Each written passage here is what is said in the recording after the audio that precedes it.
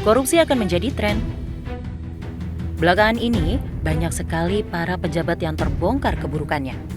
Beberapa kasus korupsi yang kerap menghebohkan masyarakat kini menjadi isu perbandingan mereka. Bukan hanya di pejabat, bahkan masyarakat membandingkan hukuman yang diterima oleh para koruptor kelas kakap dengan maling yang dilakukan oleh masyarakat kecil. Walaupun hanya berkomentar, hal ini bisa menjadi dampak negatif oleh masyarakat. Mereka yang melihat hukuman manusia yang tidak setimpal membuatnya ingin menjadi koruptor.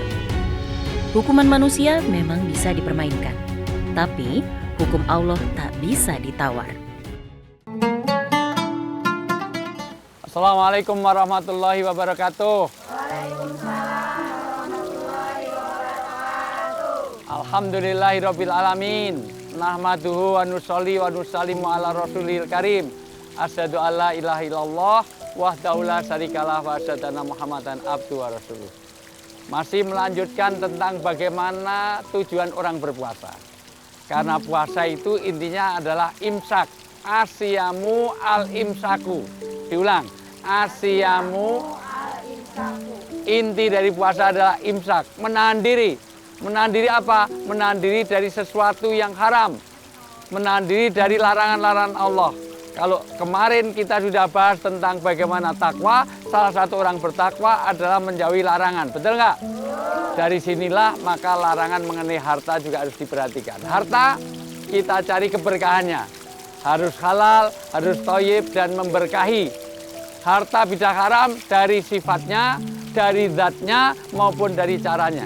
Ibu boleh hartanya dapat 20 juta sebulan, tapi kalau nggak halal, anaknya kena narkoba, istrinya mentel, bawel, cerewet, trikis, makannya banyak, tidurnya betah, ngorok, ngentutan, ngileran, ngantuan. Suaminya galak. Pilih mana? Gaji 20 juta, keluarga nggak tenang. Dengan gaji 50 juta, tapi keluarganya tenang. Pilih mana? Untuk itu, bagaimana firman Allah berkaitan dengan ketakwaan dalam harta ini? Jangan sampai kita hanya melihat, wah itu dapat harta banyak, tapi hasil korupsi. Toh hukumnya cuma 6 tahun, jangan. Atau hukumnya cuma 10 tahun, jangan. Kita ada hukum dunia, itu beda dengan hukum akhirat. Karena KPK, Tipikor, Jaksa, bisa nggak ditipu? Bisa nggak ditipu? Bisa, tapi malaikat bisa nggak ditipu? Maka baca surat Al-Baqarah ayat 188. A'udzubillahi minasyaitonirrajim. Bismillahirrahmanirrahim.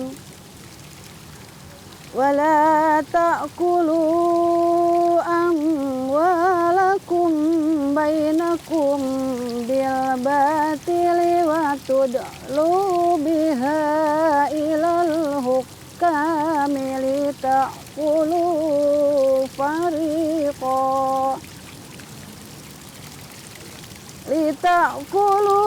fariqan min amwalin nasi bil ismi wa antum ta'lamun.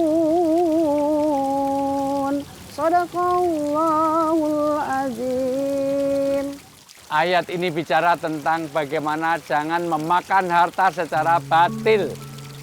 Yaitu jangan sampai kita melakukan sesuatu mencari harta dengan cara yang salah.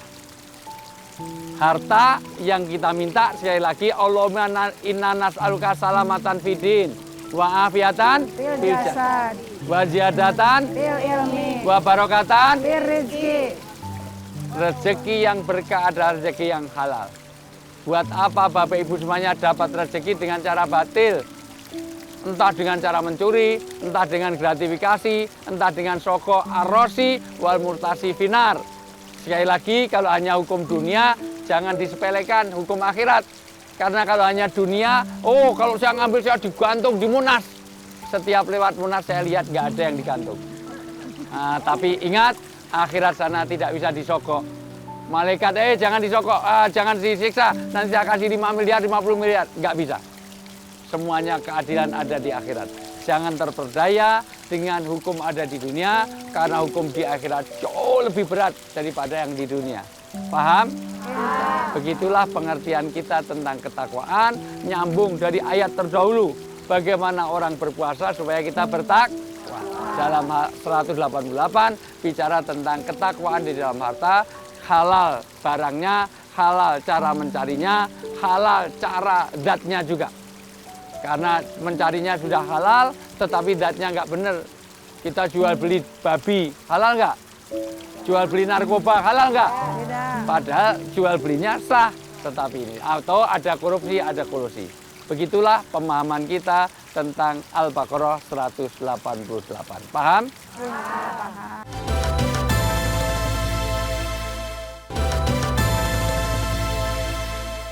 Baik, dari Al-Baqarah 188 sudah kita pahami bagaimana orang yang bertakwa juga menjaga hartanya. Karena satu harta yang haram dimasukkan dalam tubuh kita, memasukkan api neraka dalam tubuh kita. Begitu nasihat Rasulullah kepada anak angkatnya. Sampai sini ada pertanyaan? Ada. Oh, banyak sekali, ini kita pilih yang bening-bening ya. Mohon maaf ya. Silakan. Ya. Assalamualaikum warahmatullahi wabarakatuh. Waalaikumsalam. Nama saya Ibu Zahrotul Azizah.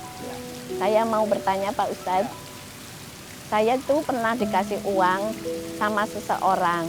Sedangkan uang itu hasil korupsi. Tapi saya taunya dari sekarang-sekarang. Sedangkan uang itu udah saya pakai untuk kebutuhan.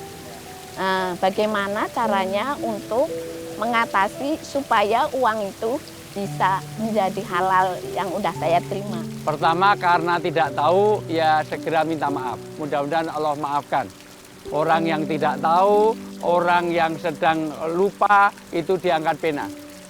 Orang tahu ini bulan Ramadan, tapi dia makan. Padahal dia lupa. Batal nggak? Enggak, karena dia lupa. Karena nggak tahu, sekarang tahu, yang dilakukan satu tobat.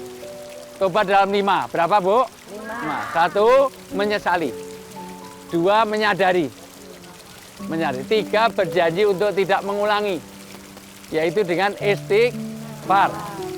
Namanya taubatan. Nasuha. Yang kelima, menutup dengan kebaikan. Maka sedekahi. Apa yang sudah dibelanjakan pada uang haram tadi disedekahkan. Kemana? Kepada orang yang tidak mampu di antara kita. Sekali lagi, harta bukan saja banyaknya, yang kita cari adalah berkah. Cari yang halal, yang thayyib, yang zatnya, caranya, dan sifatnya itu diridhoi oleh Allah. Assalamualaikum warahmatullahi wabarakatuh. Waalaikumsalam warahmatullahi wabarakatuh.